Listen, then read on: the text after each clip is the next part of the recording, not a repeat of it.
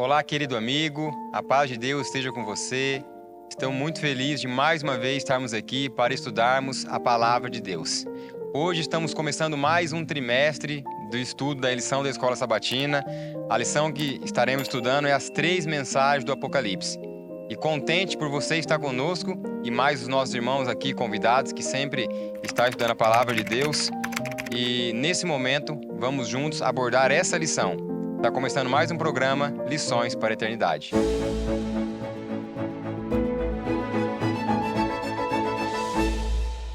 Seja muito bem-vindo ao seu programa de estudo da lição da Escola Sabatina. Hoje estamos aqui começando esse trimestre. Vamos estudar a primeira lição que vem como o título Jesus vence, Satanás perde.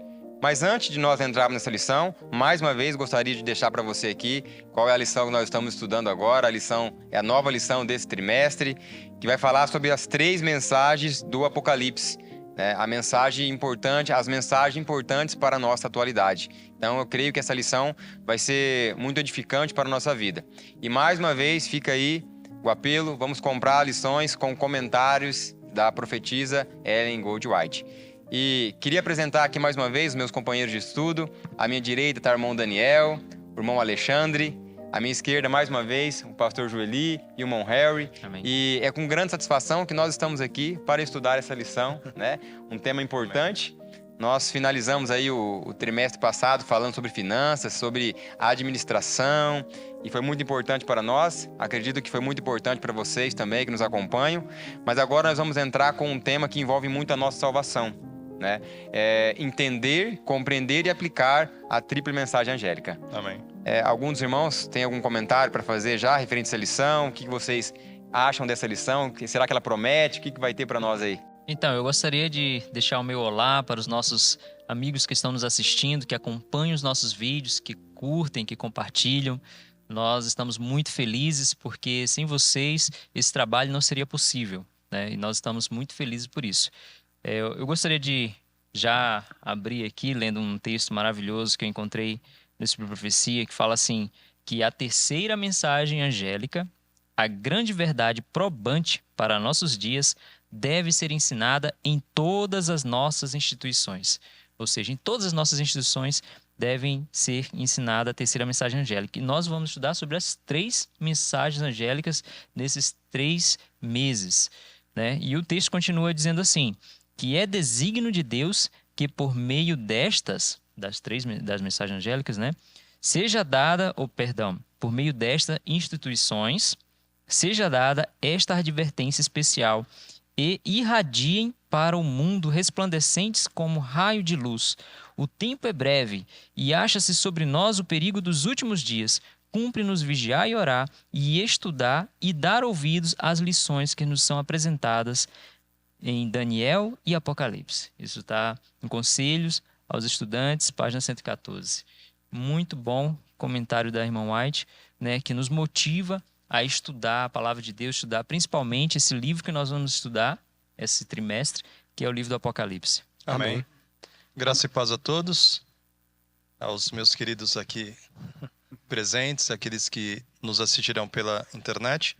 Eu quero fazer uma introdução dizendo que eu entendo que todo filho, toda filha conhece um pouco da didática de um pai e de uma mãe quando pede para um filho não fazer determinada atividade, né? Tira a mão daí, solta isso, ou não faça aquilo. Até o momento onde a mãe ou o pai diz assim, 1, 2, se a criança não se ajeita no 2, o 3 vem o castigo, né? O livro de Apocalipse apresenta algo mais ou menos nesse sentido. E não apenas o livro de Apocalipse, mas vários trechos na Bíblia apresenta que a terceira advertência precede o juízo. E, de fato, aqui, essa lógica, essa pedagogia que é presente nos lares de tantas pessoas, ocorre dessa forma. 1, teme a Deus, dá-lhe glória, pois é chegada a hora do seu juízo. 2, caiu a grande Babilônia. 3, se alguém adorar a besta, a sua imagem. Então, é uma projeção que precederá o juízo, representam mensagens solenes, é a última advertência de Deus para esse mundo, e é algo realmente, como o Harry mencionou, algo que deve ser estudado, porque tem a ver com destinos eternos, ou para a vida ou para a morte. Amém. Amém. Cumprimento a todos na paz do nosso Senhor Jesus, os irmãos aqui que estão assistindo, os irmãos aqui da bancada. E é interessante essa lição porque as 3 mensagens angélicas, né? A Igreja Adventista foi erguida para dar essa advertência das 3 mensagens angélicas. As 3 mensagens, a última advertência ao mundo, as 3 mensagens, né? E é interessante que a irmã White fala que a 3ª mensagem angélica, ela vai se avolumar no alto clamor. Então essa mensagem deve ser pregada, é uma advertência ao mundo, um mundo de pecado, para que as pessoas se arrependam e venham para a maravilhosa luz. E a primeira lição, Jesus vence, Satanás perde. Quem tiver com Jesus vence, quem tiver com o inimigo perde. Aqui já está dito. Então essa lição vai ser maravilhosa, em nome de Jesus. Amém. Amém. Quero cumprimentar também aqueles que estão nos assistindo, aqueles que vão estar compartilhando esses vídeos também. Que Deus possa abençoar ricamente a sua vida, a vida da sua família. E entrando nessa nova lição, a gente já entra entusiasmado, porque ela já começa falando de vitória, né? Ela vem falando de vitória e ela vem falando também sobre as 3 mensagens angélicas. Só que antes de começar as 3 mensagens angélicas, o versículo 6 do capítulo 14 de Apocalipse, diz assim: e vi um outro anjo voar pelo meio do céu, tendo o evangelho eterno para pregar aos habitantes da terra, toda nação, parente, língua e povo. Então, antes de Deus trazer os juízos dele, que vão estar contidos nessas mensagens, Deus ele envia a solução para nós passarmos no juízo. Ele envia o evangelho eterno para que eu possa vencer e eu possa ser aprovado no juízo, porque o nosso Deus ele se preocupa, ele não quer despejar os seus juízos em cima de todas as pessoas, ele quer que as pessoas se convertam e se arrependam. E como essa lição já vem falando assim sobre vitória, e nós podemos pensar assim: então obteremos, nós vamos olhando assim para a lição e pensamos assim: mas Jesus vence, mas ele só vai vencer no final.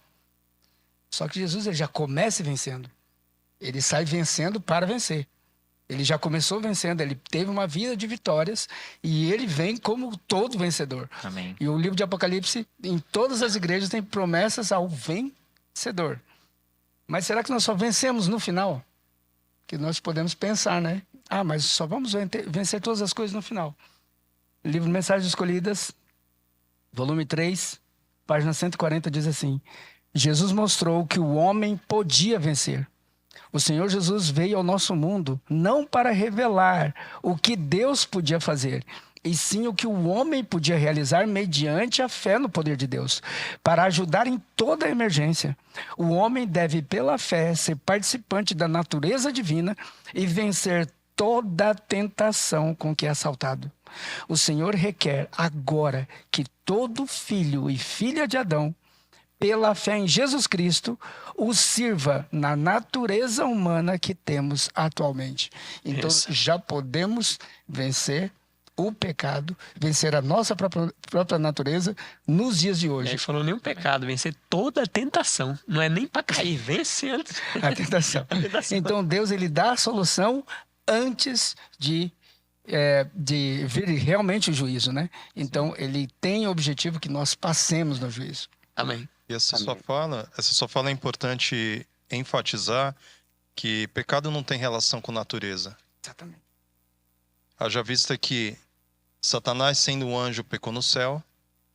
É verdade. Adão, sendo perfeito, pecou no Éden. E Jesus, no deserto e na Palestina, em Israel, sendo quem foi, não cometeu nenhum pecado. Exatamente. Então, nas Escrituras, o pecado não tem relação direta com ontologia, com natureza, seja pecaminosa ou não. A lição vai abordar a questão de livre-arbítrio. O pecado tem relação direta com escolha, rebelião, ato consciente, voluntário, contra a vontade de Deus, né? É que nós não vemos também, pastor, no Antigo Testamento, ali no ritual do santuário, algumas pessoas levando uma ovelha ou algum animal em sacrifício pelo pecado da natureza. Eu não achei ainda. Exatamente. Não sei vocês, eu ainda não achei. Exatamente. Sempre tem uns atos específicos pecaminosos, mas não ligados necessariamente à natureza. Porque a gente está tanto tempo nesse mundo e tanto tempo cometendo erros e falhas e e conscientemente se colocando contra Deus, que dá a impressão de que o pecado é inevitável, né? Que é algo assim que já faz parte da nossa Constituição, mas não é assim que a Bíblia apresenta, né? Exatamente. Amém, né? Vamos avançar aí nesse estudo. Eu acredito que essa lição tem muito para prometer, ela promete muito para nós aí. E interessante que hoje nós entendemos que somos aí os mensageiros e tem que dar essa mensagem, a tripla mensagem angélica, né? E como o irmão Odair, esses dias atrás, esteve aqui e fez a pregação, um mensageiro sem mensagem. Foi o tema da pregação dele. Será que nós também não estamos sendo um mensageiro sem mensagem? Porque a vitória sobre o pecado é algo importantíssimo, nós sabemos que é necessário, que é possível, que nós temos que adquirir. Mas agora, além disso, nós temos que entender qual é a mensagem. Nós temos que entender qual é o conceito dessa tripla mensagem angélica, né? O que ela oferece para nós. E é isso que a lição vem querendo abordar quando se trata exatamente da vitória de Cristo, enfim, e tratando também de Apocalipse 12, porque Apocalipse 12 é como se fosse Daniel 2. É o alicerce de Apocalipse 13, de Apocalipse 14, de Apocalipse 15. Então, Apocalipse 12 vai ser o alicerce da primeira mensagem, segunda e terceira mensagem angélica. Então, é importantíssimo nós entendermos Apocalipse 12. E ali, vem trazendo ali de forma cronologicamente, né? Vem falando ali de vários acontecimentos. Vem falando ali da igreja, vem falando de várias situações, até chegar em Apocalipse 12, versículo 17. E é importante para nós, né? Vamos estar entendendo aí que Apocalipse 12, versículo 17, se cumpre no surgimento da nossa igreja. Mas agora, será que está se cumprindo na nossa vida?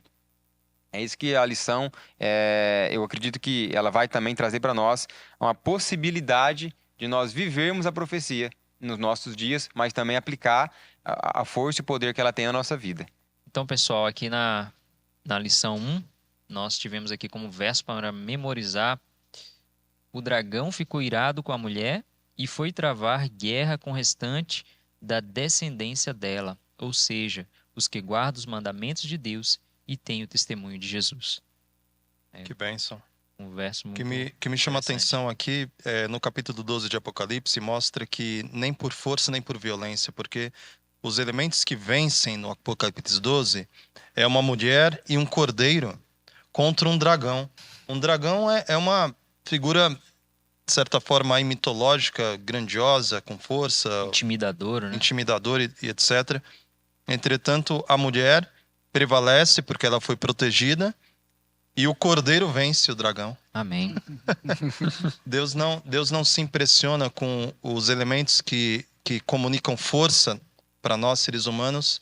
Aos olhos de Deus são irrelevantes, porque Deus decidiu vencer com armas que não são as mesmas armas que o ser humano considera valiosas e poderosas, etc. Deus escolheu vencer através do amor, Amém. através da doação. Isso é impressionante. E tem um texto aqui do Filhas e Filhas de Deus, página 242. O mundo caído é o campo da batalha do maior grande conflito que o universo celestial e as potências terrestres já presenciaram. Foi designado como teatro da grande luta que havia de se travar entre o bem e o mal, entre o céu e o inferno. Então aqui é o teatro, onde os mundos vão cair e estão observando. Toda criatura humana desempenha uma parte nesse conflito. Ninguém pode ocupar terreno neutro. Ou escolhe Satanás o dragão, ou o cordeiro, né? Os seres humanos irão aceitar ou rejeitar o Redentor do mundo. Todos são testemunha, quer seja a favor, quer contra Cristo. Aí eu vou lá pro final do texto aqui, ó.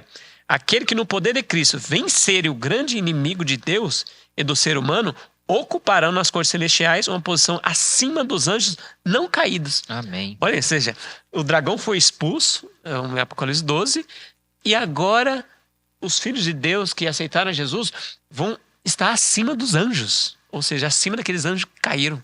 Que coisa tremenda. Então, ou nós somos testemunha a favor de Jesus, ou contra a nossa vida diariamente que vai falar, né? Amém. Amém. Reproduz a máxima do Evangelho. Todo aquele que se exaltar Será humilhado. será humilhado. Uhum. Todo aquele que se humilhar será Isso exaltado. será exaltado. A introdução da lição apresentou algo que valeria para os nossos ouvintes, quem sabe, sintonizarem, porque a marcação de Apocalipse 12 ocorre num determinado período que no Apocalipse 13, que estudaremos mais à frente, mostra que isso aponta para um período específico da história. Sim. Pós 1260 anos. Isso vai ser abordado ainda. E é importante entender que esse pós 1260 anos coincide com o século XIX. E no século XIX ocorre uma explosão científica tecnológica. No século XIX, se você jogar na internet, colocar no Google invenções do século XIX, praticamente tudo que a gente conhece hoje foi inventado no século XIX. Na área da tecnologia, ciências. Antes do século XIX, só para ter uma ideia, não tinha energia elétrica. Se não tinha energia elétrica, já não tinha, assim, nada de eletrônico, etc. No século XIX, até mesmo o esporte mais popular do mundo foi desenvolvido na Inglaterra no século XIX, futebol, coincidente ali com o surgimento da primeira mensagem angélica.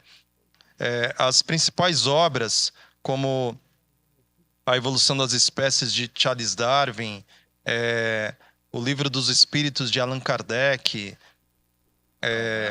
Karl Marx, Henry Ford, com a sua Revolução Industrial.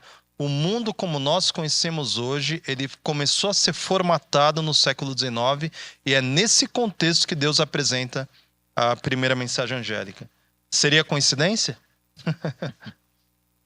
Seria coincidência o fato de tantas distrações como esporte e outras tantas questões surgirem justamente no momento histórico onde o mundo deveria ser advertido com respeito à brevidade da volta de Cristo? Eu entendo que não. Então, são coisas para nós sintonizarmos, nos alertarmos, porque o livro de Daniel apresenta que o diabo destruiria muitos que vivem despreocupadamente. Estariam aficionados, iludidos, ludibriados por um mundo tecnológico, científico, cheio de entretenimento, cheio de coisas que vão aguçando os sentidos e colocando pessoas num estado de hipnose, sem serem despertados por essa mensagem. Isso é algo que vale a pena a gente pensar para educar nossa mente, educar os nossos filhos também, né? Sim. Amém. Do que é reto. Amém. E graças a Deus que Deus deixou as profecias. Amém. Para mostrar para nós aí como a palavra de Deus fala de Apocalipse, revelação. Revelar para nós o que aconteceria no fim, e aí dá a oportunidade de nós escolhermos de que lado nós vamos estar. O que diz Salomão, sem profecia, O povo se corrompe. o povo se corrompe, né? Bom, aqui já em domingo, a lição ela vem abordando sobre a batalha no céu. Tá lá, o respaldo está em Apocalipse 12, versículo 7, do 7 ao 9. Então nós sabemos que a grande batalha, ela começou no céu. Alguns irmãos gostariam de comentar sobre essa batalha, que há muito tempo começou e ainda não chegamos no fim dela. Interessante que eu gosto desse texto que eu aprendi com um pastor. Ele pregou. E a gente pensa a batalha no céu é de tiro, espada, bomba. Mas aqui houve peleja. No original é polemos. Então houve polêmica no céu. A gente sabe que o inimigo começou a falar um a um. Olha, Deus, será que ele é tão bom assim? Nem livre-arbítrio a gente tem, ó. Olha lá. Se tem lei, é porque nós não podemos escolher. E toda aquela conversa que a gente sabe, né? Ele falou, olha, Deus está tirano. Deus é tirano. Deus é tirano. Então houve aquela polêmica, aquela fofoca, né? Um vai falando pro outro, vai fazendo a cabeça do outro. Até que a irmã White fala que metade está do lado do inimigo. Misericórdia. E aí Deus abriu o campo e aí uma parte veio, uma terça parte foi expulso, né? Então, olha que batalha. E é interessante que todos os seres criados por Deus com livre-arbítrio. Até uma pessoa falou para mim uma vez, por que Deus, se sabia na mente dele que Adão e Eva iam pecar, por que colocou a árvore ali? Era só tirar a árvore. Ou seja, se você tira o não tem livre-arbítrio. Tem que ter o sim e o não. Para ter livre-arbítrio tem que ter escolhas, tem que ter escolha. Se tem só o sim, você escolhe o sim ou sim. Então não tem escolha. Sim. Então, essa batalha no céu. E o ser humano foi feito com livre-arbítrio também. E aí é escolha, né? Aí a gente pode entrar nesse tema, escolha, livre-arbítrio. A sua palavra é interessante porque, de fato, quando Salomão escreve aqui o Provérbios, ele diz que tem 6 coisas que Deus aborrece, a 7ª ele odeia. E a 7ª que Deus odeia é justamente o que semeia contenda entre os irmãos. À luz do que você apresentou, é porque quando um sujeito semeia contenda entre os irmãos, ele está imitando o que Satanás fez no céu. É algo muito sério, né? Sim. Ele está fazendo um comércio maldito, atrapalhando a reputação de alguém, manchando o caráter de alguém diante dos seus irmãos. Isso é algo odioso, né? Sim. E aquela fofoca que a pessoa não pode se defender, né? É por trás. Sim. Depois que você vai ver, já tem aquele formado, aquela... Você não tá Sim. nem sabendo, não tá conversando comigo, o que eu fiz com ele? Sim. Terrível, né? O interessante dessa batalha no céu é que todos tiveram que tomar um lado, né? Sim. E o texto ele vem trazendo isso para nós, que na batalha final nós todos teremos que tomar uma decisão. Como o irmão falou sobre escolhas, né? Nós vamos ter que tomar uma escolha. Não existe uma neutralidade nesse conflito. E é interessante que esse conflito seja apresentado, esse conflito seja desmascarado constantemente, como o texto que eu li no início, pelas nossas instituições deveria ser desmascarado. Tudo isso deveria ser exposto, esse conflito, porque ele nos ajuda a compreender tudo que está acontecendo hoje e como tudo vai se resolver no final. Sim. A gente já sabe, como o próprio título da mensagem diz, Jesus vence. Amém. Um ponto interessante também que nós encontramos aqui é que essa batalha, ela não foi uma batalha igual. Não tinha nada de igualdade ali. Jesus, na sua totalidade, né? Deus ali, o Pai, Filho e Espírito Santo, na sua totalidade, ele poderia ter finalizado aquela batalha na hora. Sim. Mas o motivo ainda de Satanás não ter sido destruído ainda era amor. Ou seja, sempre foi amor. Porque era amor pelos outros anjos que estavam sendo enganados, que não tinha a onisciência, onipresença e onipotência do Pai de entender o que estava acontecendo, né? Sim. Então, hoje nós vemos aqui em Apocalipse 12, versículo 9, fala: e foi expulso o grande dragão, a antiga serpente, que se chama Diabo. Então aqui fala que ele foi expulso. Não tinha essa história, ó, eu vou tentar recuar e depois tentar ganhar terreno. Não, ele foi expulso do céu. Foi simples assim, não tinha igualdade. Porque muitas vezes podemos pensar que era uma batalha, onde Satanás era um pouco mais fraco e Jesus era um pouco mais forte. Não. A força ali não tem nem como comparar. Satanás só não foi destruído de primeiro momento ali por amor aos outros anjos que estavam sendo enganados e, igual o Alexandre colocou ali, né, o livre-arbítrio. Porque os outros anjos podiam pensar assim, não, realmente, ó, Satanás tem razão. Sim. Ele falou, Deus já matou morre. Ele. Então, a irmã Arte fala até a cruz, Satanás ainda simpatizava os anjos bons com Satanás, porque Deus tiver destruído ali, ia ficar eterno aquelas dúvidas na cabeça. Olha, Satanás tinha razão mesmo, olha. Conversa fiada aquela. Então até a cruz eles tinham simpatia com Satanás. Que um tribunal ele não pode julgar intenções, a não ser que o ato foi executado. Aí sim ele pode trabalhar com atenuantes e agravantes baseado na maneira como um crime foi realizado. Por exemplo, é diferente você matar uma pessoa com um tiro e matar uma pessoa com 58 facadas. É diferente você agir em legítima defesa e você premeditar um crime. Mas antes de um crime ser executado, não tem como você julgar as intenções de alguém. E Deus consegue ver os pensamentos do coração, mas as outras criaturas não. O Senhor precisou permitir que o mal amadurecesse para que então pudesse ser de fato julgado. Isso é uma problemática e Deus, de fato, por amor às suas criaturas, permitiu que nós caminhássemos nesse sistema binário, porque a vida é um sistema binário, desde a árvore do bem e do mal, a árvore da vida, tudo obedece a um sistema binário. Vida e morte, caminho estreito, caminho largo, bodes e ovelhas, tudo obedece a um sistema binário. E Deus precisa permitir que cada um realize as suas escolhas, né? Então, o pastor falou de escolha aqui, ó. O desejado, os irmãos têm todo esse texto nas lições, desejado todas as nações, 197 diz, ó, todos são livres para escolher que poder o dominará. Olha, Então nós podemos vencer. Ninguém caiu tão profundo, nem é tão mal que não possa encontrar libertação em Cristo. Ô, glória. Amém. Em vez de uma oração, o endemoniado só conseguiu proferir as palavras de Satanás. Mas o mudo apelo do coração foi ouvido. Nenhum grito de uma pessoa em necessidade, embora deixe de ser expresso em palavras, ficará desatendido. Olha que texto bonito que eu me arrepio. Então, às vezes, as pessoas não falam no culto de quarta-feira, eu quero agradecer, eu quero pedir oração.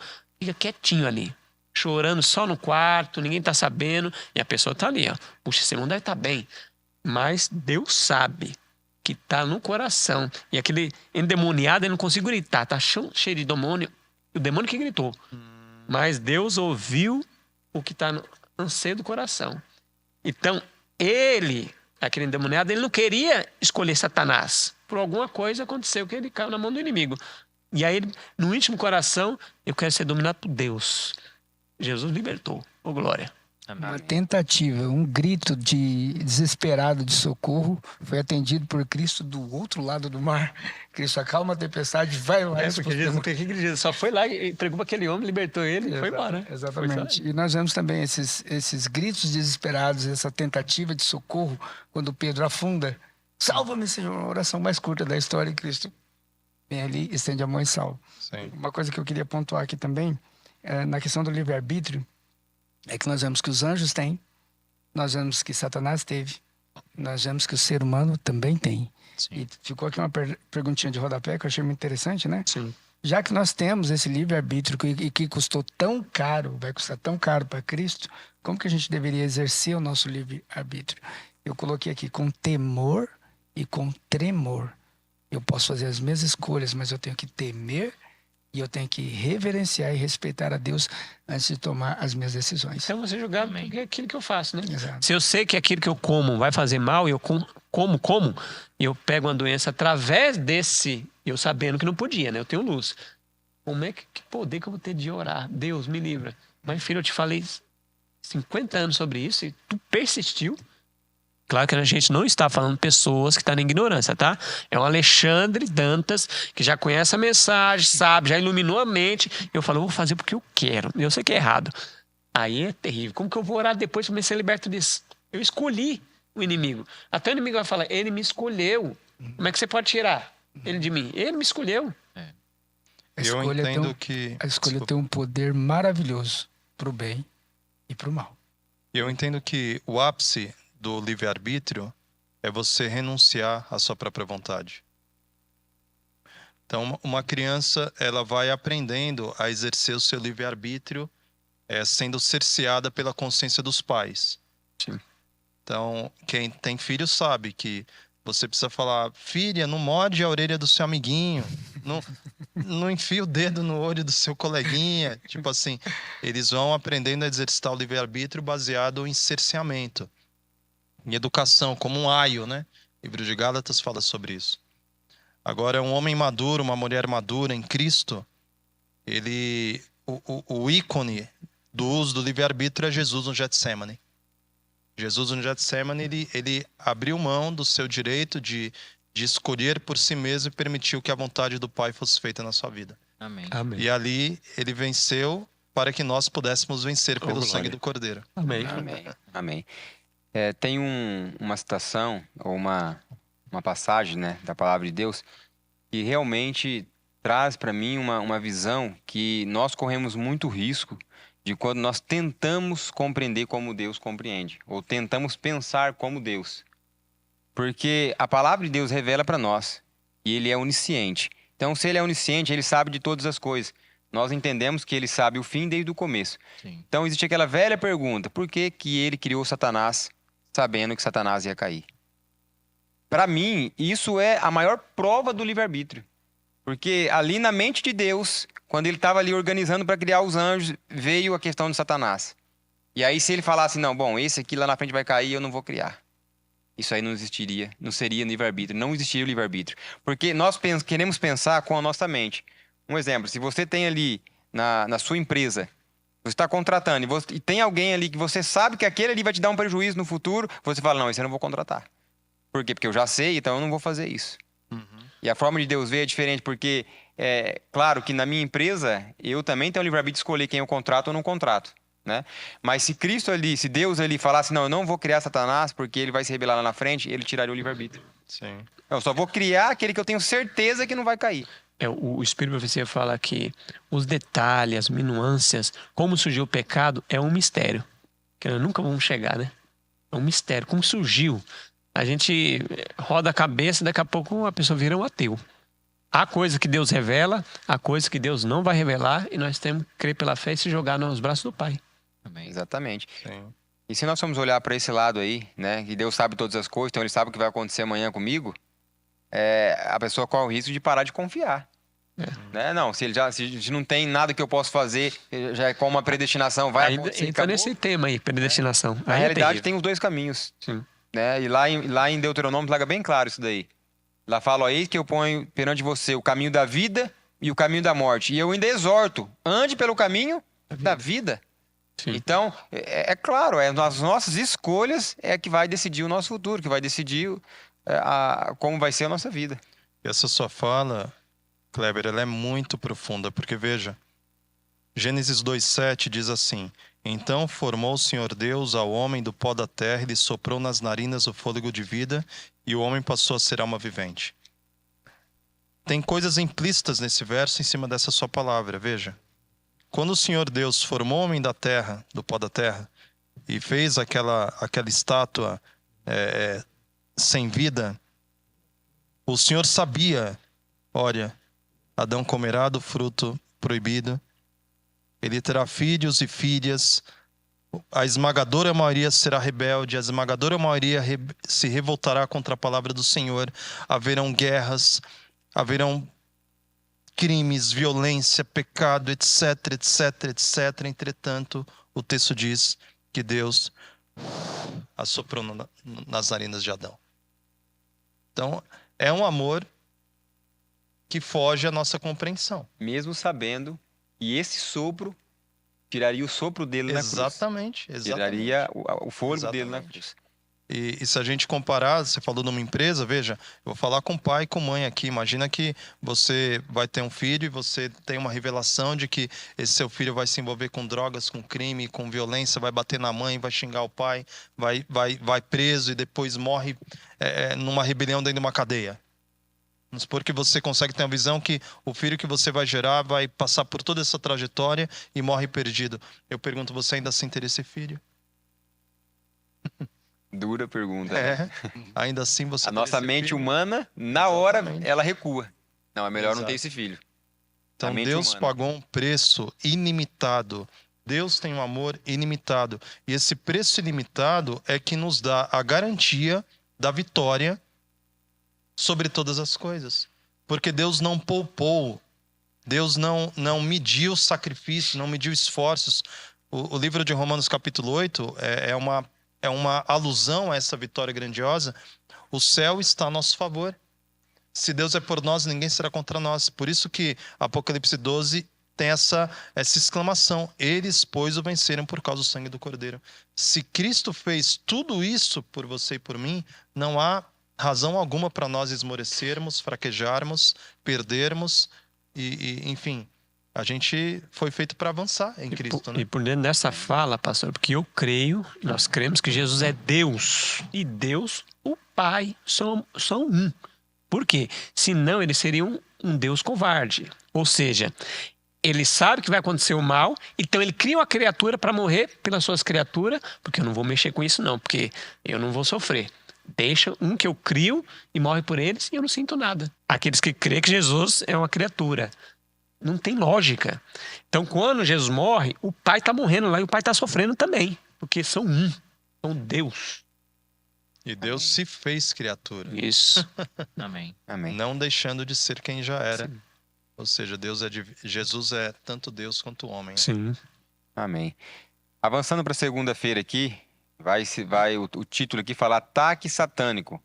Vai abordar aqui os ataques de Satanás à igreja de Deus. Né? Os ataques de Satanás a nós também como indivíduos podemos aplicar. E é interessante, né? É interessante estudarmos aí Apocalipse 12, entendendo aqui que no final Cristo vencerá, para nós termos esperança. Porque, como já foi dito aqui, a nossa única esperança é a vitória que Cristo já teve para a nossa vitória diária. Né? Isso, as nossas escolhas, ela só é possível ter ali uma esperança baseada na vitória que Cristo teve. Aliás, só temos livre-arbítrio hoje porque Jesus morreu. Exatamente. Porque nós estávamos na mão do inimigo e Jesus falou, opa, não, aqui, agora vocês têm escolha. Senão nós estávamos totalmente sem livre-arbítrio, não podia nem escolher. Eu tinha o mal, Jesus veio e falou, não, agora tem o bem. Agora vocês podem escolher, tem o bem e o mal. E o conselho dele é o quê? Escolha o bem. Escolha o bem. Tem até um comentário do Espírito e Profecia, irmãos. Vocês podem ler aí, irmãos. Comenta esse texto lindo, poderoso, que está aqui, ó, 2 textos. Segunda-feira, tá no Testemunho para a Igreja, volume 3, página 99. Eu só vou ler algumas trechos aqui para não ficar comprido. Ó. No mundo vocês passam por aflições. João 16, 33. Disse Cristo, mas em mim vocês terão paz. As provas que o cristão sou submetido em aflições, adversidades e ignominia, são os meios indicados por Deus para separar a palha do trigo. Ou então a prova é para separar a palha do trigo. Nosso orgulho, egoísmo, desejos perversos e amor aos prazeres mundanos precisam todos ser vencidos. Olha. E outra linha aqui, ó. Precisamos vencê-lo mediante a força e a graça que nos dá a fim de sermos co-participantes da natureza divina, para livrar-nos da corrupção das paixões que há no mundo. Segundo Pedro 1, verso 4. Aqui no final, ó. Aflições, cruzes, tentações, adversidades em nossas várias provações são os agentes divinos para nos purificar, santificar e nos preparar para o celeiro celestial. Então, as provações e tentação são para separar o joio do trigo e nos ajudar a crescer. E aí no fim aqui, outro texto, Parábola de Jesus, página 192...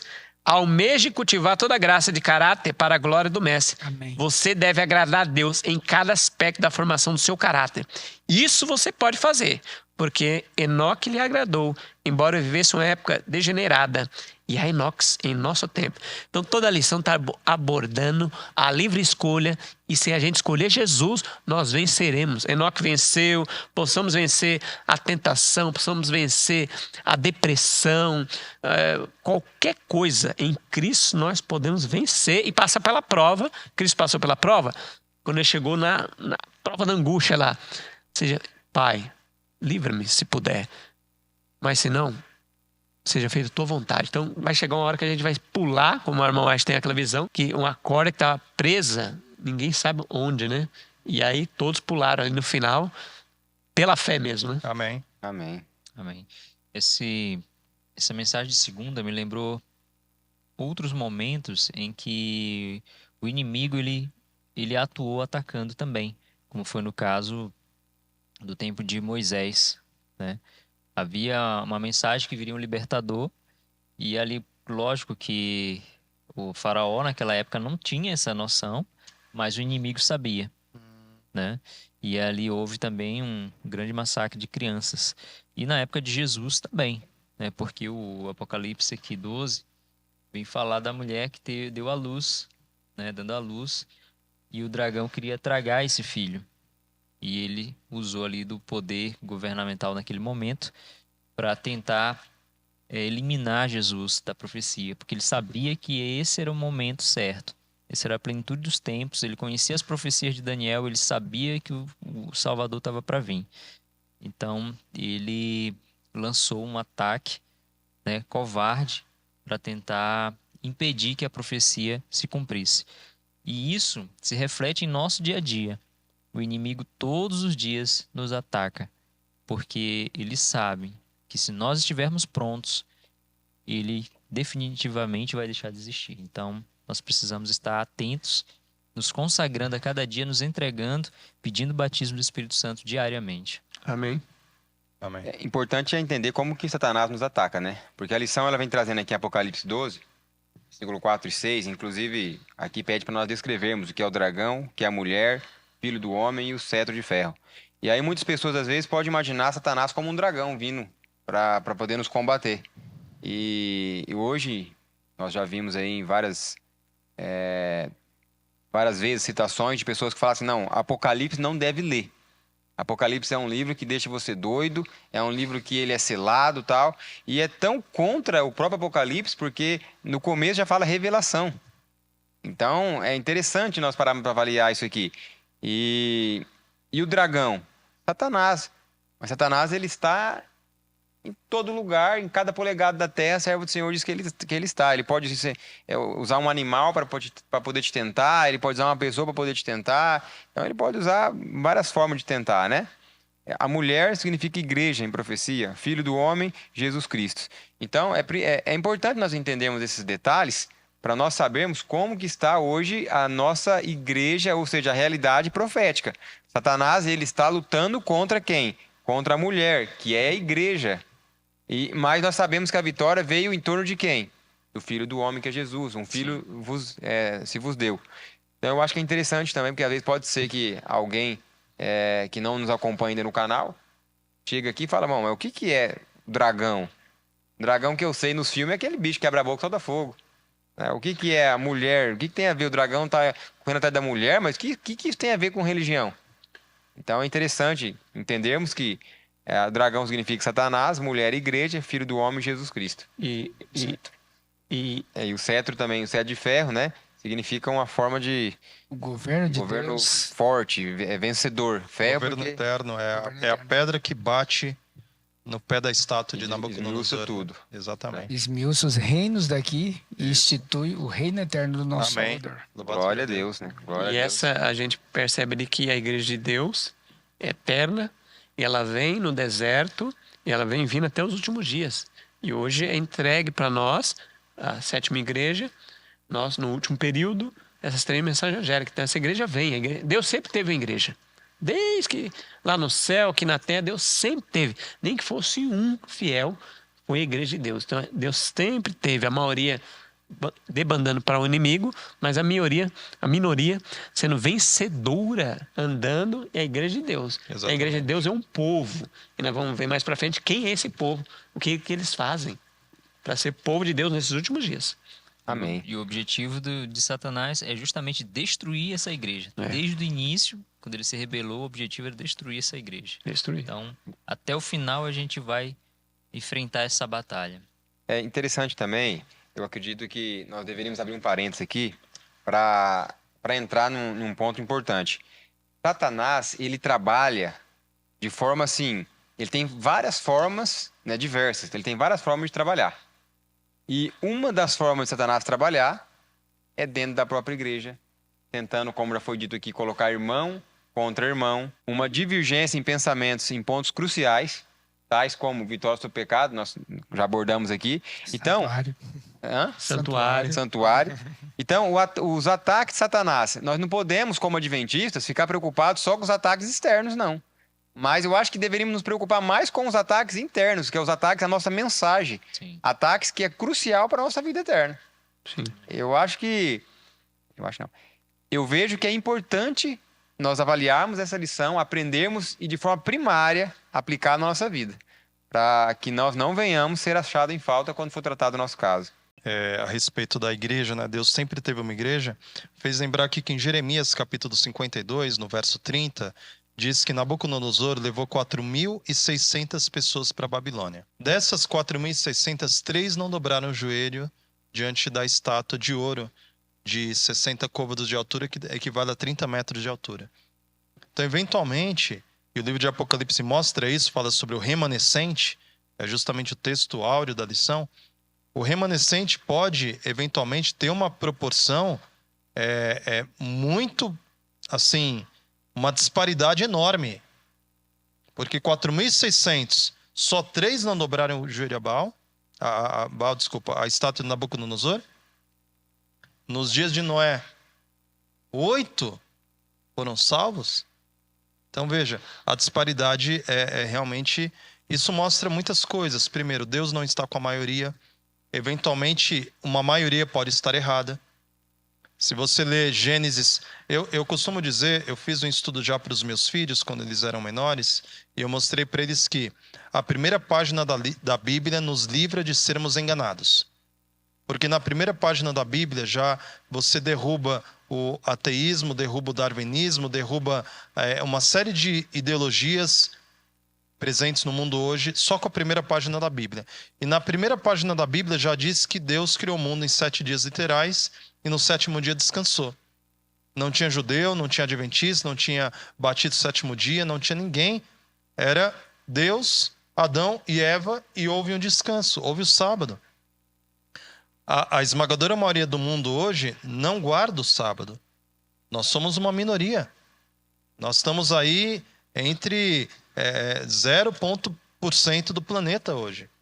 Entretanto, mesmo sendo minoria, à luz do que as Escrituras apresentam, a minoria pode estar certa e a maioria completamente errada. Então você que nos ouve e eventualmente pensar, o sábado é uma doutrina adventista, o sábado é uma tradição judaica? Não. O sábado, e eu estou usando apenas um exemplo, o sábado é uma instituição bíblica. E por mais que a maioria esteja guardando domingo, dia nenhum, sexta-feira como os muçulmanos, etc., a Bíblia apresenta um parâmetro. E o parâmetro de Deus muitas vezes é andar na contramão da correnteza, na contramão do mundo. Está todo mundo indo numa direção e o remanescente indo numa direção contrária. Mas o justo viverá pela fé. O justo não viverá pela maioria, o justo não viverá pelo senso comum, o justo viverá pela fé. Amém. Isso é importante. E já que o pastor começou falando desse texto sobre o caso de Jeremias, que está ligado aos 3 amigos de Daniel, eu vou continuar o comentário do Alexandre aqui, da página 192 do Parábola de Jesus, que diz assim: seja como Daniel, aquele fiel estadista, homem que nenhuma tentação podia corromper. Amém. Não decepcione aquele que tanto ama você, que deu a vida para perdoar os seus pecados. Ele disse: em mim nada podeis fazer. Lembre-se disso. Se tiver cometido erros, certamente você alcançará a vitória ao reconhecer esses erros e a considerá-los um farol de advertência. Assim você transformará a derrota em vitória, frustrando o plano do inimigo e honrando o Redentor. Amém. Amém? Texto poderoso. Avançando para terça-feira aqui, o título de terça fala Aceitando a Vitória de Jesus. E aí faz referência a Apocalipse 12:10. Eu acho interessante também aqui essa colocação de aceitando a vitória de Jesus, porque tem muitos que não aceitam a vitória de Jesus, né? Tem muitos que falam assim, eu não pedi para ele morrer por mim, enfim. Mas nós, como seres humanos caídos, não teríamos nem condição de pedir. Porque é somente a graça que nos envolve, né? A graça de Jesus, que pode mudar o nosso conceito, mudar a nossa visão de vida, de aceitação até. Porque Cristo, ele morreu por todos. Como o pastor colocou agora há pouco aqui, ainda que uma pessoa venha nascer nesse mundo, ser uma pessoa aí que deu problema para a sociedade a vida inteira, e no último minuto ela se entregar de coração, ela vai ser perdoada e todos aqueles pecados que ela cometeu vai cair sobre Jesus e ela vai receber a vida e a vida eterna, né? Então eu acho muito interessante o plano da redenção com essa visão, com essa colocação do perdão, ainda que seja na hora 1/10, né? Como o ladrão da cruz ali. Agora é óbvio, né? É óbvio que isso daí cabe a Cristo julgar, porque ele conhece como que seria se a pessoa não estivesse morrendo. Sim. Se ela realmente, a mudança seria real ou seria somente momentânea. É interessante essa lição que a gente entrou, que é a de terça-feira, aceitando a vitória de Jesus.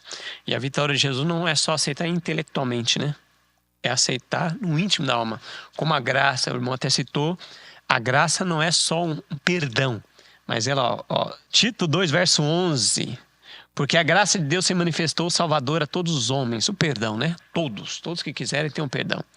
Mas tem mais poder aqui, educando-nos, agora dá poder, para que renegadas a impiedade e as paixões mundanas, vivamos no presente século sensata, justa e piedosa. Então a graça tem esse poder, né?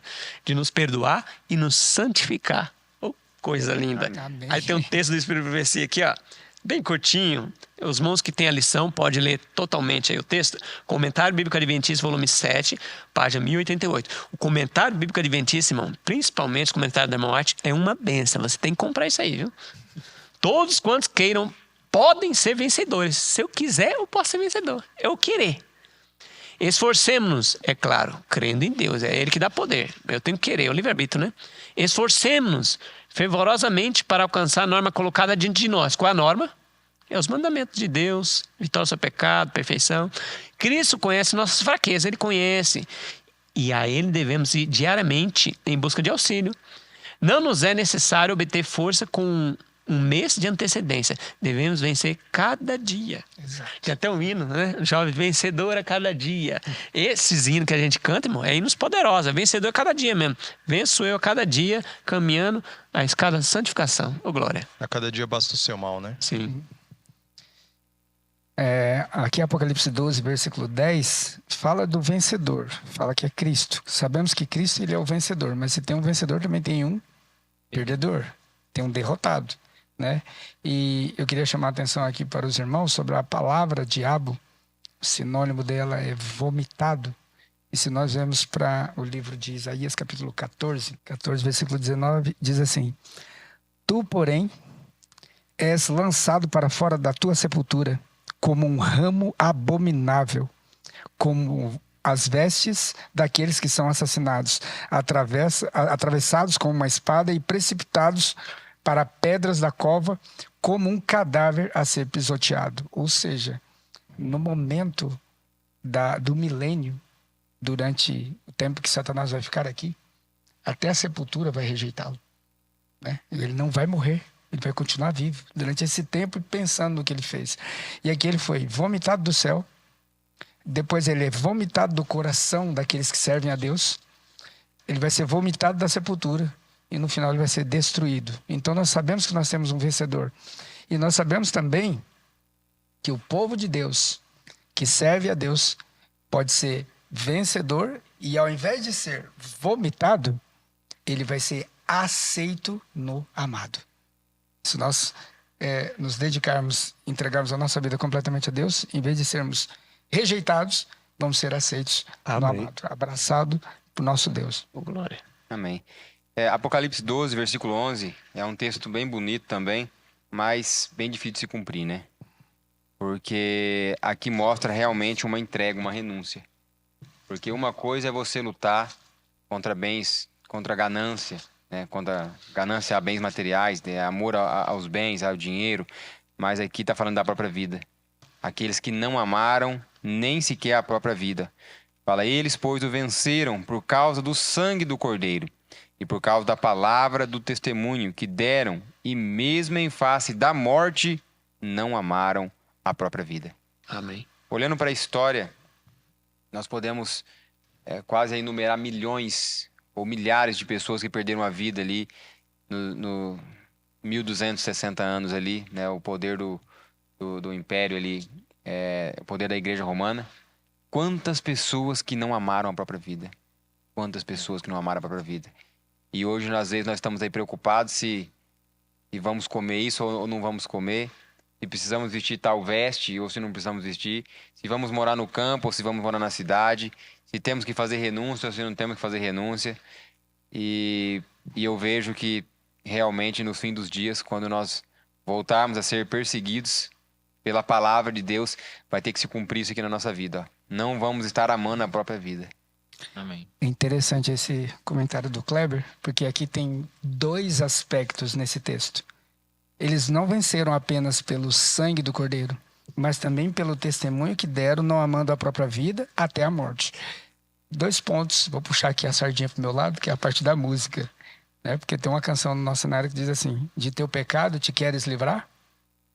O sangue de Jesus dá o quê? Dá o poder. Dá o poder. Então há poder para vencer no sangue de Jesus. Sim. Só que a vitória não para por aí, porque ela também vai para o testemunho. Como assim para o testemunho? Quando eu aceito o sacrifício de Cristo, entendo o que ele fez por mim, e também resolvo entregar minha vida como sacrifício vivo, como o apóstolo Paulo fala, então vai acontecer realmente o que diz o 258 do nosso cenário. Mesmo em prisões, os nossos pais firmes morriam sem pesar.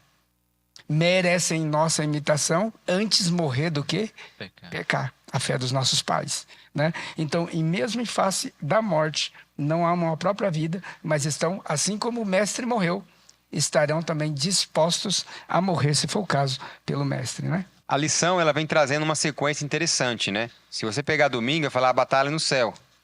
Aí você pegar na segunda-feira, o ataque satânico. Você pega na terça-feira, aceitando a vitória de Jesus, ou seja, a cruz. E se nós pegarmos agora na quarta-feira, nós vamos ver a mulher no deserto.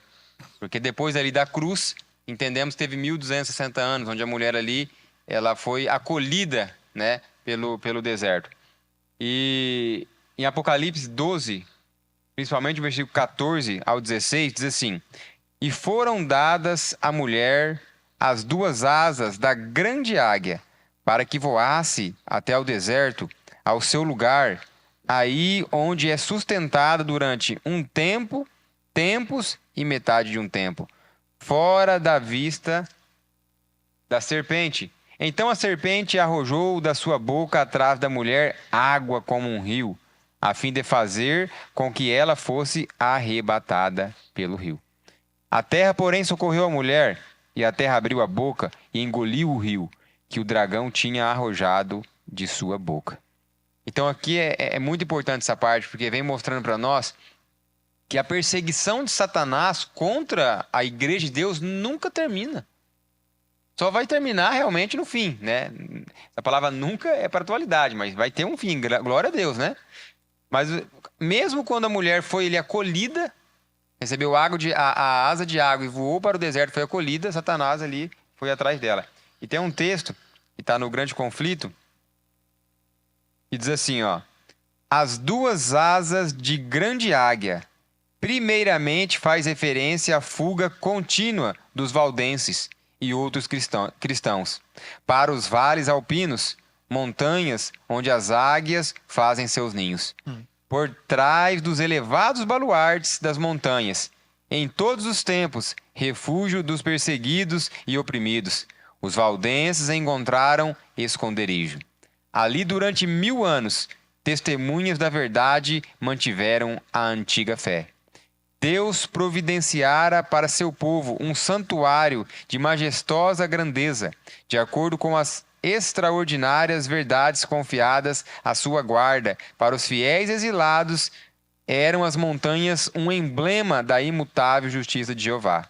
Apontavam eles a seus filhos as alturas sombraceiras em sua imutável majestade, e falavam-lhes daquele em quem não há mudança, nem sombra de variação, cuja palavra é tão perdurável como os montes eternos.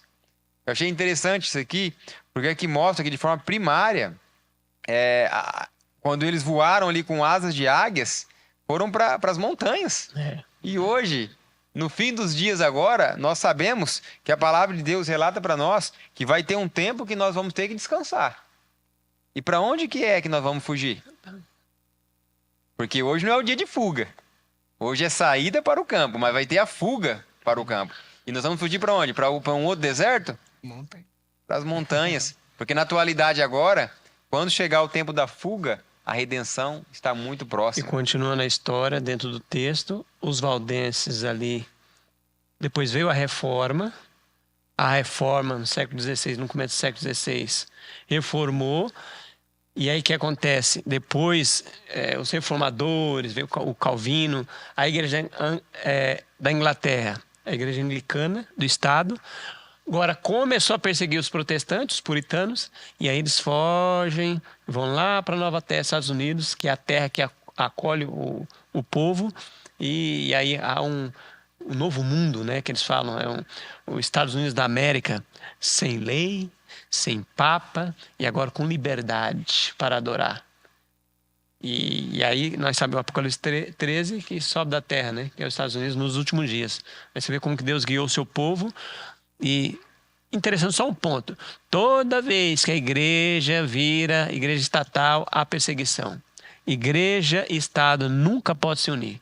A igreja protestante se uniu, a igreja anglicana, estatal da Inglaterra, perseguiu os puritanos. Vocês querem purificar a igreja, vocês são fanáticos. Até colocar esse nome deles pejorativo, puritanos, querem purificar. Então, os anabatistas também, junto com os valdenses, os anabatistas, os batizadores. Sempre foi apelidado, né? E hoje nós temos perfeccionistas, né? Fanáticos. Sempre tem esses nomes pejorativos, né? Perfeccionista é aqueles que crê na vitória sobre o pecado, perfeição. Só que a gente sabe pela história, o perfeccionismo é que entende como carne santa, né? Tem carne santa. É interessante esse comentário, vale a pena a gente salientar, porque de fato a Igreja Adventista do Sétimo Dia se posiciona como uma igreja que defende o Estado laico. Muitos pastores evangélicos hoje se candidatam a cargos políticos. Nós temos hoje pastores vereadores, pastores prefeitos, pastores deputados, etc, etc. Pessoas que usam a plataforma religiosa de suas igrejas para ascender ao poder público como candidatos a determinadas esferas da política. A Igreja Adventista não pensa dessa forma. À luz da história, como foi bem dito aqui, à luz da história, todas as vezes que o Estado e a Igreja deram as mãos, o resultado inevitável foi perseguição.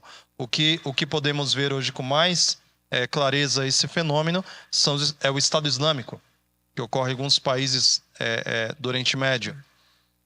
Nesses países onde o Estado se tornou religioso, ocorre perseguição. E na Idade Média também isso aconteceu.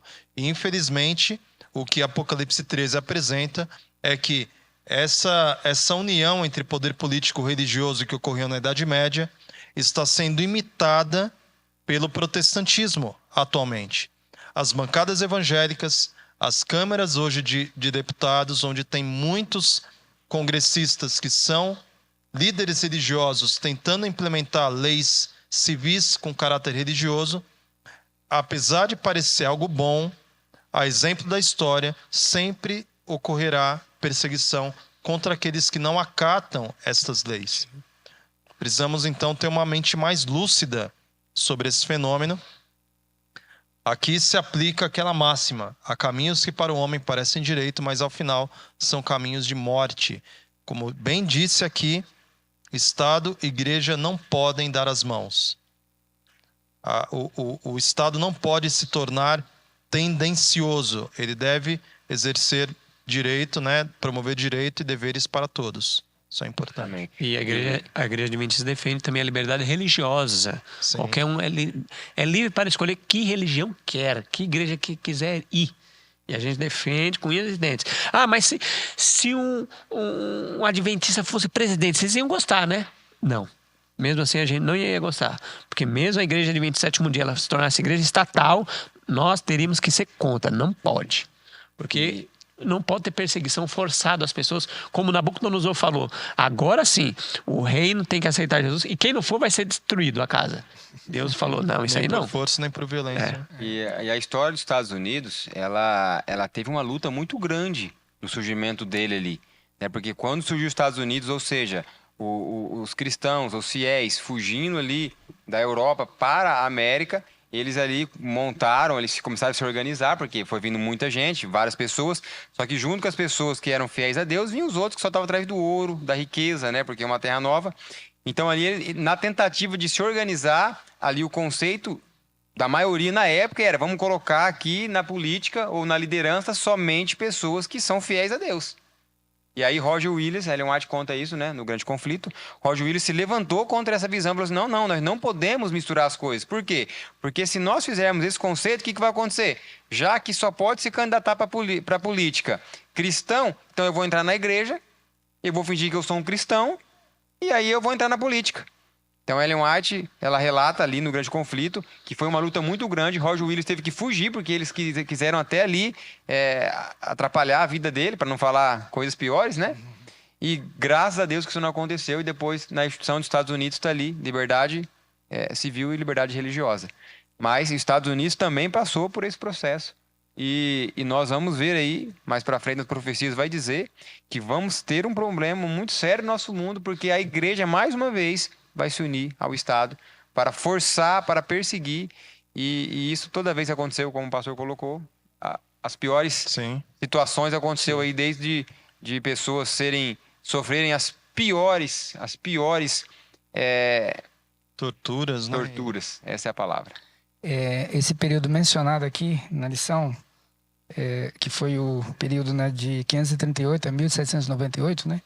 A gente precisa, às vezes, mesmo com carinho, com todo respeito, nós pedimos licença para vocês que estão assistindo, mas para deixar algumas coisas bem claras, porque esse poder perseguidor aqui, nós não podemos romancear. Não temos como esconder isso das pessoas, né? O livro Grande Conflito, página 439, diz assim: esse símbolo, como a maioria dos protestantes tem crido, representa o papado, que se sucedeu no poder do trono e poderio uma vez mantidos pelo antigo Império Romano. Declara-se quanto à besta, que é semelhante ao leopardo, que foi-lhe dado uma boca para proferir grandes blasfêmias, e abriu a sua boca em blasfêmias contra Deus, para blasfemar o seu nome, e do seu tabernáculo e dos que habitam no céu. E lhe foi permitido fazer guerra aos santos e vencê-los. E deu-lhes o poder sobre toda a tribo, língua, nação. Essa profecia é quase idêntica à descrição da ponta pequena de Daniel 7 e refere-se inquestionavelmente ao papado. Mais embaixo, um pouquinho mais na questão desse mesmo contexto nós estamos estudando na lição agora. Um outro parágrafo diz assim: esse período, conforme se declara nos capítulos precedentes, começou com a supremacia do papado no ano de 538 de nossa era e terminou em 1798. Nessa ocasião, o Papa foi aprisionado pelo exército francês e o poder papal recebeu a chaga mortal, cumprindo-se a predição: se alguém leva em cativeiro irá.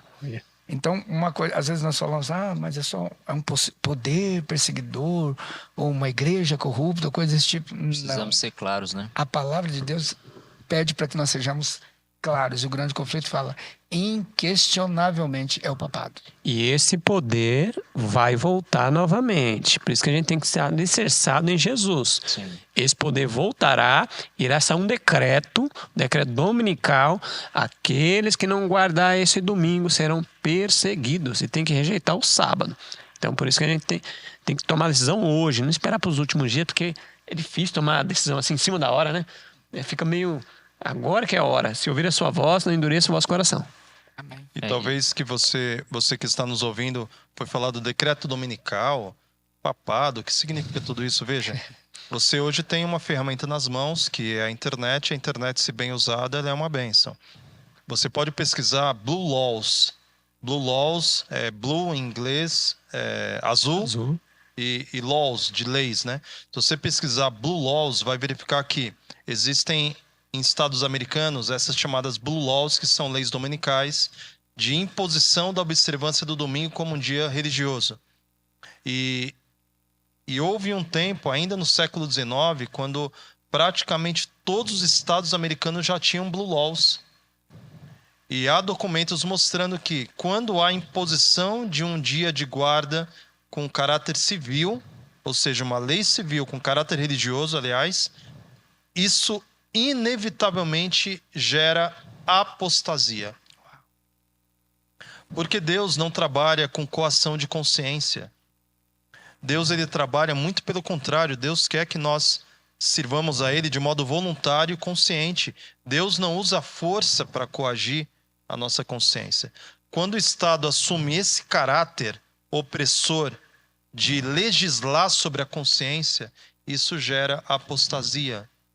Deus, ele quer que a sua obediência seja voluntária, racional, consciente. Deus não trabalha com imposição. Deus não quer que seja decretada uma lei que todos devam segui-lo por força, com penalidade de serem presos ou mortos. Não é assim que Deus trabalha. Deus trabalha com liberdade. O diabo, por sua vez, trabalha com imposição. E o diabo está por detrás dos poderes da terra. E ele vai fazer uma amalgamação, uma união entre igreja e Estado, determinando que o domingo se torne um dia oficial de guarda, como foi aqui explanado agora há pouco. Então você, querido ouvinte, preste muita atenção nisso. O clímax da história do mundo vai reproduzir o que ocorreu no início. No início, houve um modelo binário. Adão, você tem a árvore da vida e a árvore do bem e do mal. Escolha entre os dois. No clímax da história, ocorrerá uma reprodução do Éden. Haverá o sábado e domingo como uma pedra de toque. Qual dos dois você seguirá? Obedecerá ao sábado, que pertence à lei de Deus e aos seus mandamentos, ou seguirá o domingo, que pertence à tradição humana? Qual dos dois? Você decide. É importante salientar aqui, para todos que estão nos assistindo, que nós entendemos de forma primária que essa mensagem ela é específica para um adventista. Porque pode ser, amigo, que você entrou aqui no nosso canal e está assistindo essa lição pela primeira vez, às vezes você não é um adventista, não conhece a mensagem do sábado, e às vezes você pode pensar assim, gente, mas o que tem a ver? É sábado e domingo. Basta escolher um dia e guardar. Às vezes eu sou católico, guardo domingo, mas eu guardaria o sábado, não tem problema. Então o conselho que nós damos é você estudar sobre o sábado e domingo. Entender o porquê desse grande conflito. É porque tem muitas pessoas aí que quando nós vamos falar do sábado e domingo, eles falam assim, mas tudo isso por causa de um dia? Você acha que Deus vai ligar para isso? O que nós temos que entender é que Deus estabeleceu o sábado. E o domingo não foi estabelecido por Deus. Então, se não foi estabelecido por Deus, foi estabelecido por outro ser. E se nós estivermos adorando o domingo, nós vamos estar adorando esse outro ser. Agora, se nós adorarmos o sábado, nós vamos estar adorando quem? A Jesus. Sim. Então, tudo isso tem um peso por detrás muito grande. Onde você vai adorar ou o Criador dos céus e a terra, ou aquele que se rebelou no céu. E a vida dele, depois de se rebelar, foi destruir o Criador e tentar destruir o Criador e os seus servos. Por isso que a gente faz um convite. No canal do IAG, você procura lá Apocalipse, verso a verso. O irmão Silverino vai abranger mais detalhadamente sobre isso. Tem no canal do IAG. Procura lá Apocalipse, Daniel, dentro do canal do IAG, e você vai achar detalhadamente sobre o Apocalipse. E além do Apocalipse, nós aconselhamos você também, que às vezes você não quer assistir o vídeo do irmão Silverino, você tem Bíblia na sua casa? Vamos ler a Bíblia. O próprio Gênesis, o pastor colocou agora há pouco, o Gênesis ensinou que Deus trabalhou 6 dias e o 7º ele Êxodo 20. descansou. Aí nós vamos vendo ali várias outras pessoas que guardaram o sábado, não era judeu. E muitos falam assim, o sábado é para o judaísmo. Não, o sábado não é para o judaísmo, o sábado é para o judaísmo, é para o mundo inteiro, para o povo europeu, para todo mundo. Sim. O propósito de Deus é nos alcançar. Cristo falou que o sábado foi estabelecido por causa do homem. E não o homem por causa do sábado. E não o homem por causa do sábado, né? Então, um dia para o homem. E às vezes para nós pode não fazer tanta diferença, mas para Deus faz diferença. Porque quando eu celebro a Deus no dia do sábado, eu estou relembrando a semana da criação e que este mundo foi criado por um Deus. Eu não evolui do macaco, eu não vim de uma explosão, mas sim eu saí das mãos do Criador, do Todo-Poderoso. Amém. Uma coisa que eu gostaria de comentar aqui na lição de quarta, sobre a mulher no deserto, é que qual que é o objetivo do autor? Ele vem nos mostrar um momento de perseguição com o povo de Deus, né, que a mulher foi perseguida, e também vem nos mostrar a forma como Deus livrou essa mulher no deserto. Ele até cita aqui várias frases que encorajam, que são fascinantes, né? Como, por exemplo, onde Deus lhe havia preparado um lugar, declara que a mulher foi sustentada, que a terra socorreu a mulher. E tudo isso, eu entendi aqui que o autor está querendo mostrar para nós que isso vai se repetir, mas que precisamos ter confiança em Deus, que assim como ele agiu no passado, ele vai agir novamente no futuro por sua igreja, que é a mulher. Amém. Amém. E o que pode parecer um exagero, voltando à questão da controvérsia entre o sábado e o domingo. Às vezes a pessoa pode pensar, e eu já ouvi isso, né? Mas parece um pouco exagerado, um absurdo, o clímax da história envolver só a questão de observância de um dia ou outro. Principalmente para uma mentalidade como a de hoje, que harmoniza coisas que são contraditórias, né? Mas veja, o que é espiritual se discerne espiritualmente. Eu vou usar um exemplo da legislação brasileira. A bandeira do Brasil representa a federação dessa república. Se você for ao Palácio do Planalto, pegar uma bandeira do Brasil e hastear fogo contra essa bandeira, você será preso por esse ato.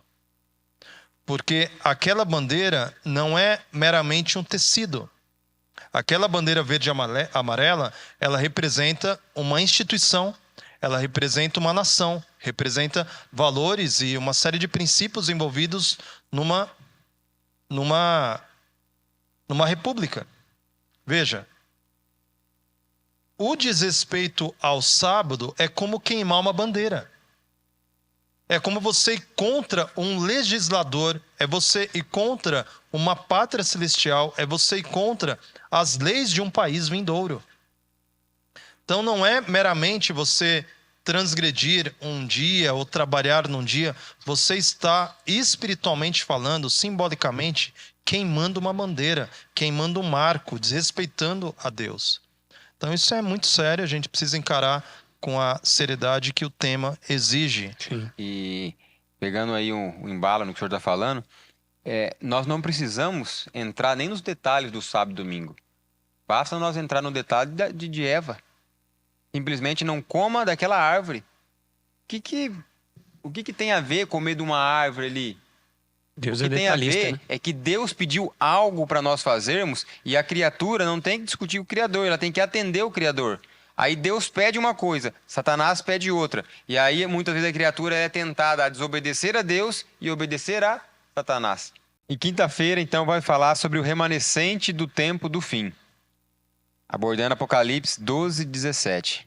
O que vocês encontraram sobre esse ponto para trazer para nós? 17 diz assim: E o dragão irou-se contra a mulher e foi fazer guerra ao remanescente da sua semente, os que guardam os mandamentos de Deus e têm o testemunho de Jesus Cristo. Esse texto é bem interessante. Foi um dos textos, acho que todos os adventistas fazem isso, né? Decora esse texto, Apocalipse 14, 12. E decorei esse texto, né? E aí, para mim, na minha mente, irou-se o dragão, a gente sabe que dragão é Satanás, contra a mulher, contra a igreja, né? E foi pelejar com o restante dessa igreja, que a gente já falou, que essa igreja vem daí do céu, no Éden, o Israel. Com o restante dessa igreja, os fiéis de Deus. Quem são os fiéis nos últimos dias? Os que guardam os mandamentos de Deus e têm o testemunho de Jesus. Os mandamentos de Deus, está em Êxodo 20, né? Os 10 mandamentos. E o testemunho de Jesus, Apocalipse 19, verso 10. O testemunho de Jesus é o espírito de profecia. Então a igreja remanescente, o povo remanescente, eles iam estar crendo, observando e guardando os mandamentos, crendo no espírito de profecia, lendo e buscando colocar em prática as suas vidas conforme o espírito de profecia, que nós cremos que é na pessoa de Ellen White. Aqui no Eventos Finais, Sacudidura, tem um texto bem interessante para nós, somos adventistas.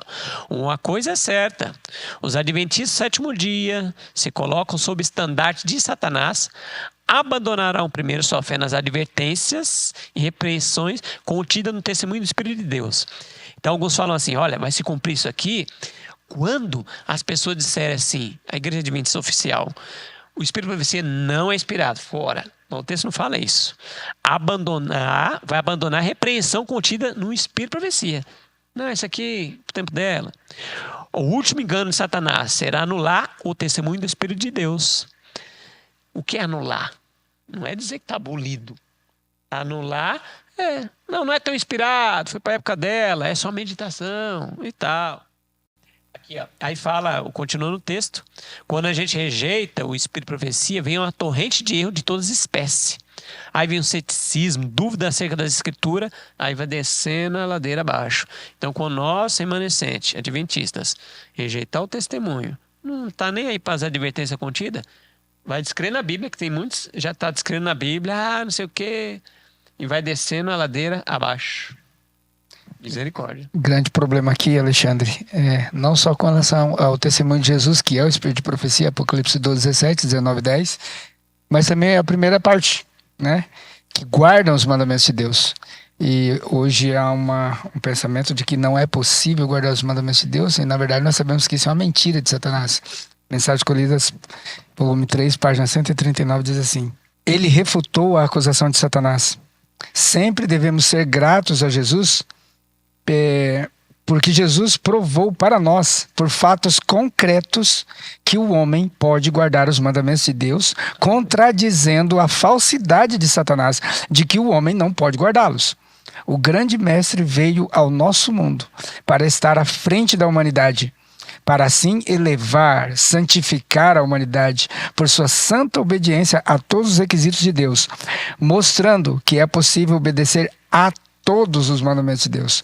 Ele demonstrou que é possível uma obediência que dure toda a vida. Amém. Toda a vida. Amém. Só para concluir. Portanto, ele dá ao mundo homens escolhidos e representativos, como o Pai deu o Filho, para exemplificarem em sua vida a vida de Jesus Cristo. Então o texto diz bem claro. João viu os que guardam os mandamentos, não os que professam. Os que guardam. Os que professam, aqueles que só ouvem a lei de Deus, não são justificados. Mas aqueles que guardam. Então João viu, vai ter um povo.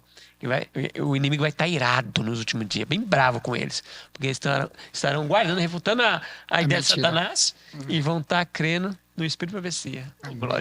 Nós temos que estar com esses povos aqui, irmão, guardando e crendo no Espírito de Profecia. E justamente existe até um pensamento: o que é melhor?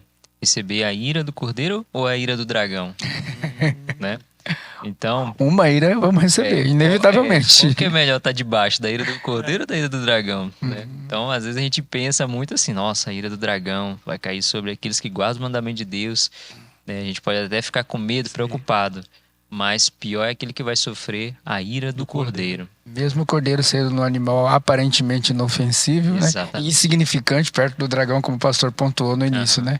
Mas o cordeiro é o cordeiro de Deus que tira o pecado do mundo. Amém. Aqui, quarta-feira, fala da mulher no deserto, né? 1260 anos ali. E quinta-feira vem trazendo para nós o remanescente do tempo do fim. E quando nós pegamos lá Apocalipse 12, versículo 17, nós vamos entender que a igreja que surgiu ali depois de 1798, pregando a necessidade da guarda dos mandamentos, foi a igreja adventista do sétimo dia. Então isso mostra profeticamente, dentro da profecia de Apocalipse 12, o surgimento da igreja adventista do sétimo dia. E uma profetiza, né? E ajudando a igreja a ficar sempre no correto, ele sempre no reto, né? Louvado seja Deus. Deus sempre ergue profetas quando surge alguma coisa a mais na história. Deus sempre ergueu. Quando o mundo está um caos, Deus ergue um profeta para liderar a sua igreja até o fim. Amém. Então, na sequência, nós vemos ali que surgiu a igreja adventista e depois, mais para frente, nós aprofundaremos aqui na primeira, segunda e terceira mensagem angélica, né? Principalmente na terceira mensagem angélica, que foi dado ali depois de 22 de outubro de 1844. Então, que Deus possa nos abençoar, que Deus possa te abençoar também. Foi um prazer estudar essa lição com vocês. Eu queria agradecer aqui a cada um dos nossos irmãos, a você também que nos acompanha em casa, a toda a equipe da produção. Agradecer a Deus por todo o trabalho, pelos empenhos, e que você possa curtir esses vídeos, encaminhar, compartilhar. Deixe a sua ajuda aí no canal através de um comentário, através de um like, e vamos juntos avançar, porque esse é o propósito. Finalizo aqui o programa Lições para a Eternidade.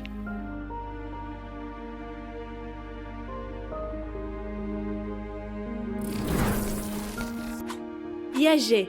Juntos avançaremos.